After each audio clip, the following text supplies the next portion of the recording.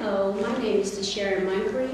I am the Executive Director and founder of Women Over Fine Gold. Today is my day 5 of my 30-day challenge, and my goal has been to talk about the programs and the impact it has had on the community, as well as impact on the people that we have served.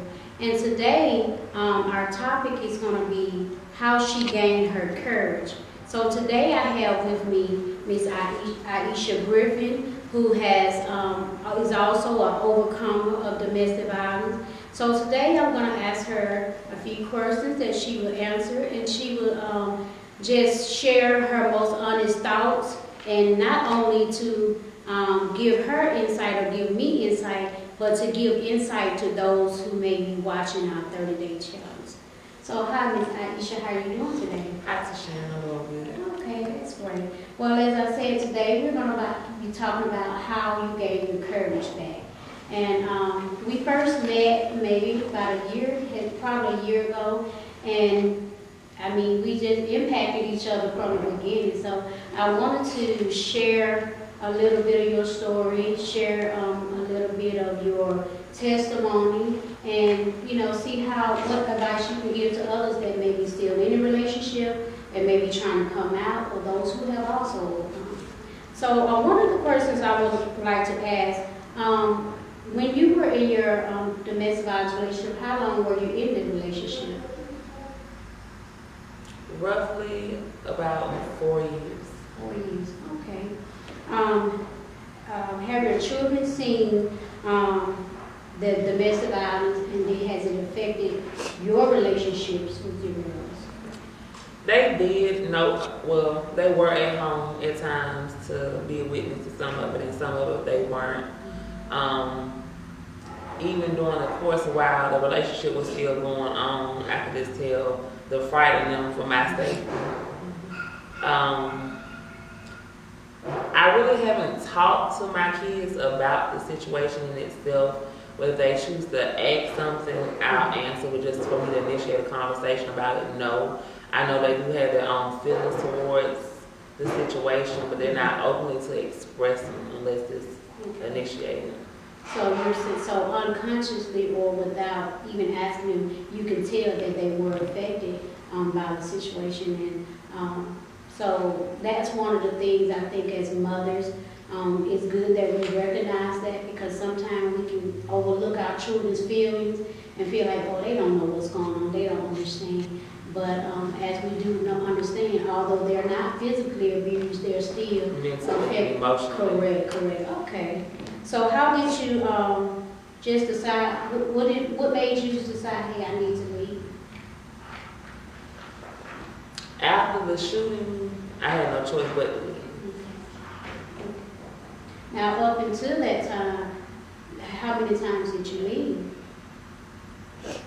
Or did you? I tried, and then it was the couple days go by, and then the communication, and the I'm sorry, and then me making excuses for him being sorry, and it would go back to the relationship. Okay. So it is more of, a lot of times we watch these Lifetime movies, and a lot of people think, oh, that's just a movie where, okay, I'm sorry, you might get a gift, you might get dinner, but that's real life. And I was just having that discussion yesterday, that what people see on those Lifetime movies, although it's a movie, that is real life. How it really occurs in domestic relationships. So and that's that pull that pulls you back in. I do agree. So and so for those who may think, hey, that's just a movie, that's real life. Abusers can be very manipulative. Hey, I'm sorry, I didn't mean it. Here's this gift. I love you. And although your mind is thinking, I really don't believe it, but you want it to be true. Do you agree with that statement? You want it to be true, and you always hear it's not going to happen again, knowing it is going to happen again, but you hold on to the hope of this really being the last time. Okay. If you don't mind, going to the other person, but do you mind sharing the incidents that caused you to leave. Do you mind sharing a little about that? Or do you mind sharing a little about why you feel like you was drawn to wanting to be wanted in a relationship? You know, which one would you like to share with us? Or if it's both, or just a little bit of both, or which one? I go with the underlying issues because they do play a major role in what you choose to accept to go on in your life. Mm-hmm. I had a childhood, but I wouldn't say I had the best childhood. My mother died when I was 10, although I know my father, we don't have the best relationship, so I didn't have the love of a parent. Okay. I had a grandmother, I had an aunt, I had uncles, but it's just not the same as your own parent. Mm-hmm. So you want to search for something that you're missing, but you don't know what you're missing. Okay. True. So you can subject yourself to things that in your mind you know aren't right, Mm-hmm. but it's fulfilling that emotion. Okay. Find out what's the root of the problem. And so Ms. Aisha is really showing her heart where this is not a life I chose, but this is a situation that I found myself in. With domestic violence, sometimes it is situational and sometimes it's generational. So a lot of times the cycle of abuse is perpetuated through family lines, but then there are ones that are situational where we find ourselves in because of voids that we experience in our life. So I do thank you for answering that question. And as a second part to that, I just want you to kind of tell what led up to you leaving the relationship where you knew you had to leave. The last few times I tried to leave, it was more noticeable to him that I really meant I was leaving. Okay. It was a time where we were going back and forth, and I stopped the back and forth. Okay. We had actually even stopped staying in the same house. Okay.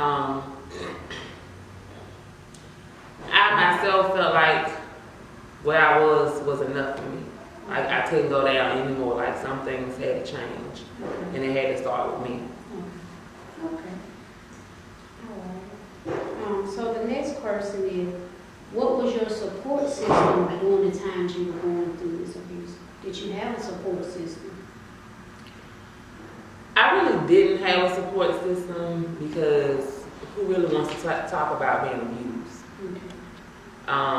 I had a few people who I would go into a discussion with, but only to a certain extent, not just to openly say what was going on.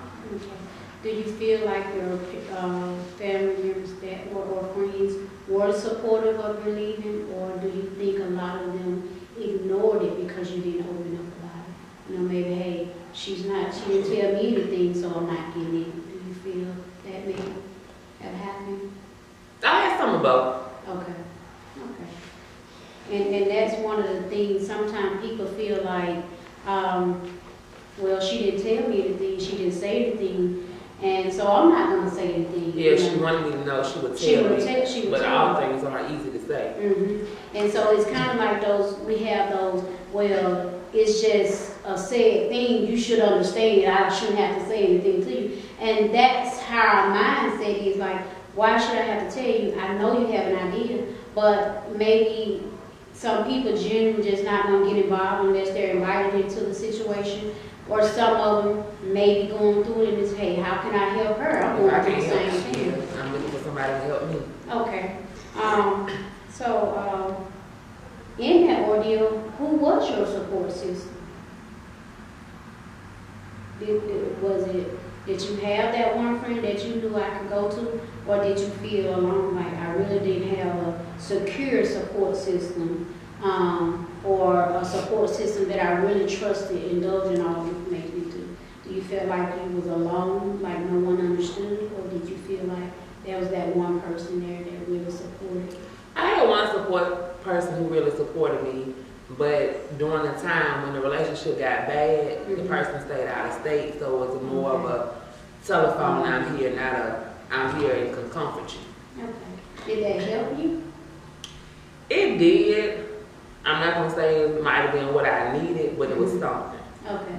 So it was like, as long as I had somebody who I can talk to and confide in, that brought me a little comfort and peace in the situation. Yes.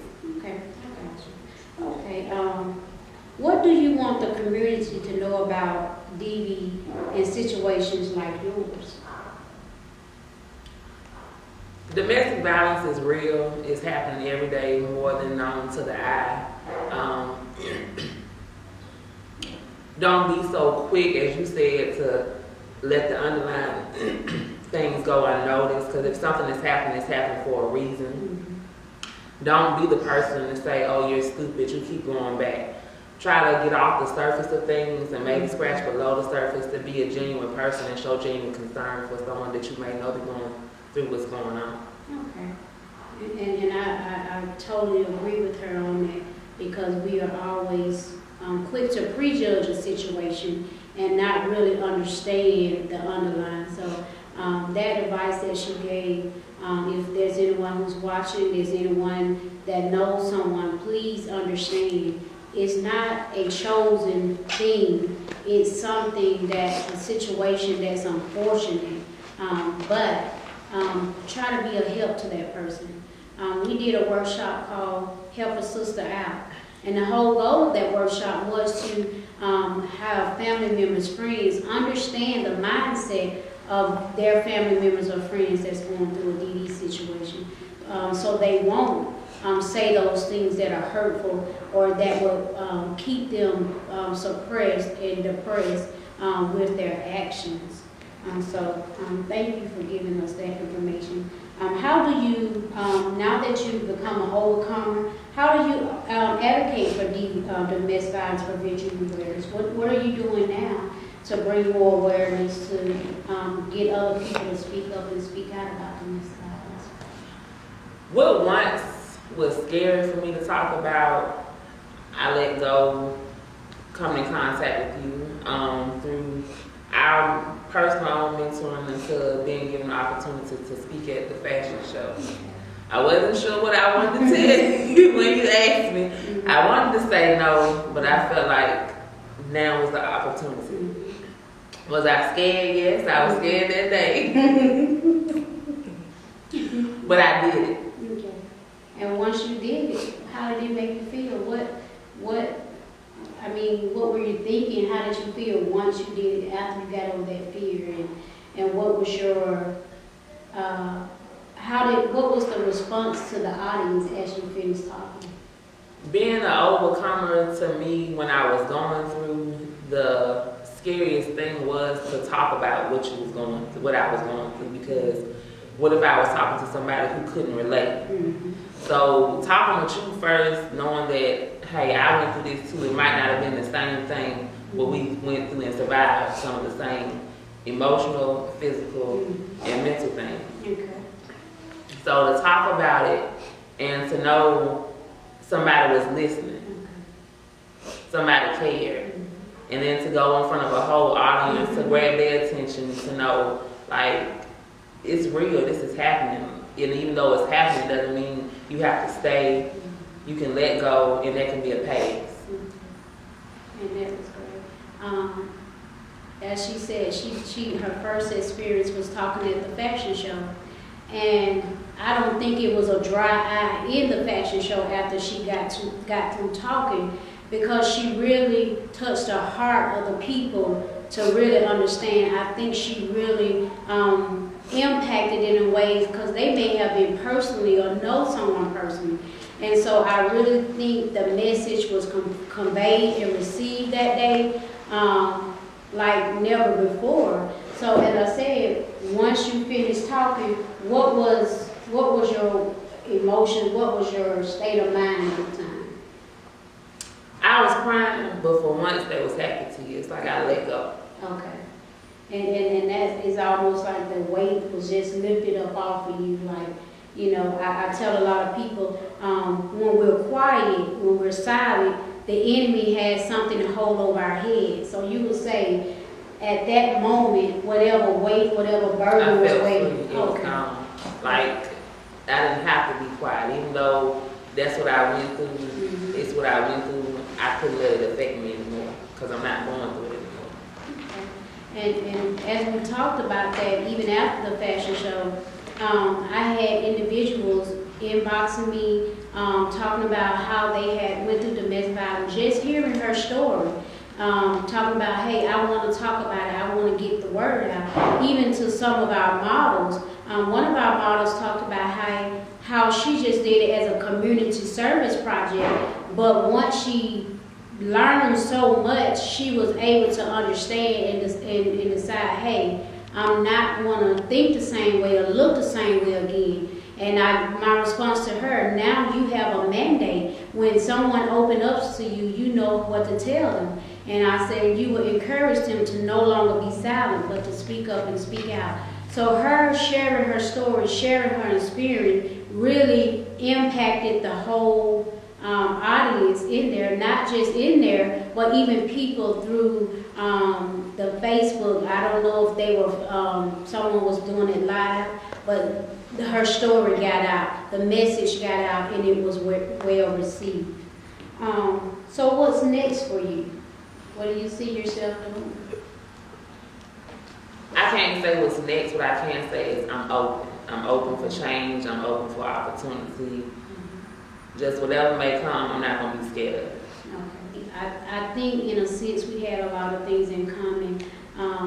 Basically because our main focus was we have 3 daughters and we don't want our daughters to experience the same thing that we went through. Even if we didn't see each other through the week or whatever we would call, text or check on each other. And I think that is so important, having somebody, hey, I'm not having a good day today. I just need to reach out. Can you pray with me? Can you talk with me? I think that is so important in overcoming, maintaining that freedom from domestic violence.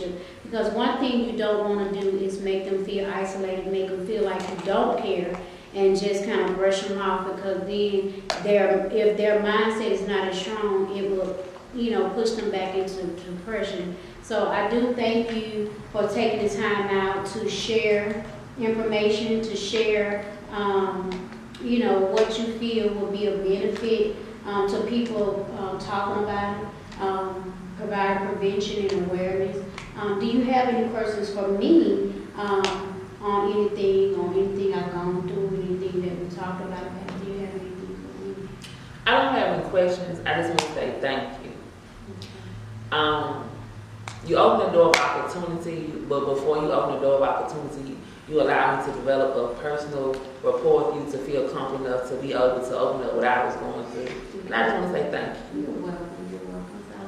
So, that makes me just smile, because sometimes we feel so isolated, and sometimes we feel, I always tell people, before I started opening up about what I was going through, so people will just feel comfortable talking to me. And in my mind, I'm saying, God, if they only knew what I was going through, they wouldn't even try to share with me, because I need their counseling. But, I think it was an experience that God was preparing me for, even before I knew I was going to have the organization. So just to have those experiences, as I said in other live videos, it's not about a title for me. It's not about, this is what I am.